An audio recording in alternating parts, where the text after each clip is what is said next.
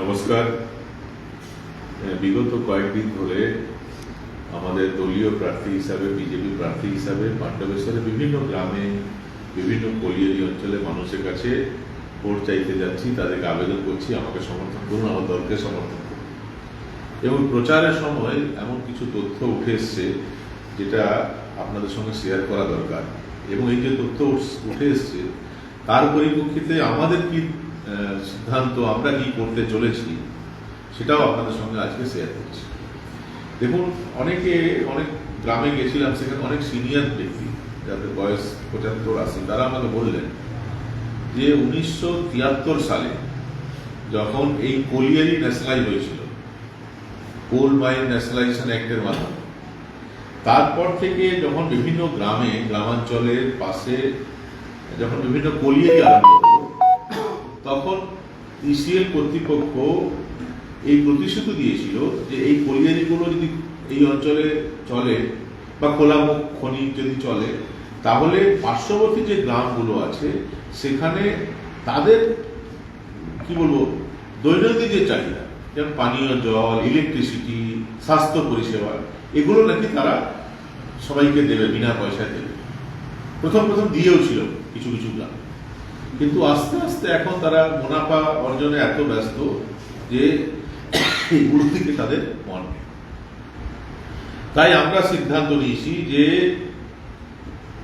আমাদের দল ক্ষমতায় আসার পর পাণ্ডবেশ্বরে যত কয়লা খনি আছে, সে ডিপ কয়লা খনি হোক বা ওপেন কাস্ট মাইন হোক, তার পার্শ্ববর্তী যত গ্রামগুলো আছে, 8 কিলোমিটার, 10 কিলোমিটার, 12 কিলোমিটার, 15 কিলোমিটার মধ্যে, সমস্ত গ্রামে গরিব ব্যক্তি যারা আছে, যারা রাজ্য সরকারের বিদ্যুৎ কিনতে পারে না, বিদ্যুৎ কেনার মতো পয়সা তাদের কাছে নেই, তাদেরকে বিনা পয়সায় কিন্তু বিদ্যুৎ দিতে হবে, ইলেকট্রিসিটি দিতে হবে, পাখা চালাবার জন্য, লাইট চালাবার জন্য, এসি চালাবার জন্য হয়তো আমি বলবো না, কিন্তু পাখা লাইট চালাবার জন্য তাদের ছেলেমেয়েরা পড়াশোনা করবে, সেই বিদ্যুৎ তাদেরকে দিতে হবে। এখন খবর পাচ্ছি যে সারাদিন দিনে 8 ঘন্টা 9 ঘন্টা ইলেকট্রিসিটি শাটডাউন করে দিচ্ছে ইসিএল, এবং অফিসারদের চেম্বারে কিন্তু এসি চলছে।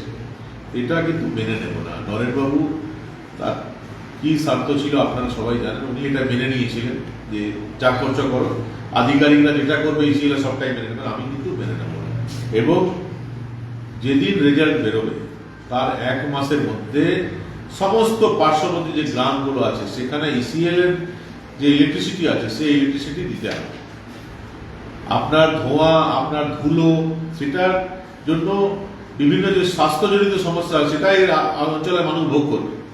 আর লাইট আপনি দেবেন না, পানীয় জল আপনি দেবেন না, এটা কি করে মেনে নেওয়া যায়? তাই আমি কথা দিচ্ছি, এবং আমি যে কথা দিই সেই কথা রাখি, যে পানীয় জলের ব্যবস্থা করা ইসিএল কে করতে হবে।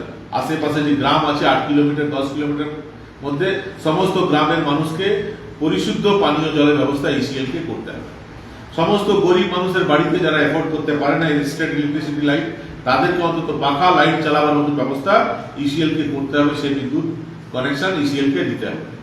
আর যত ইসিএল এর যে হেলথ পরিষেবা আছে, অনেকে আছে এখন তো রেফারেল কেস, যারা কেউ অসুস্থ হলো ইসিএল পাঠিয়ে দেয় প্রাইভেট হসপিটালে, সেখান থেকে যারা এমপ্লয়ি তারা পেমেন্ট পেয়ে যায়, কিন্তু আশেপাশে গ্রামের লোকেরা তারা কোথায় যাবে?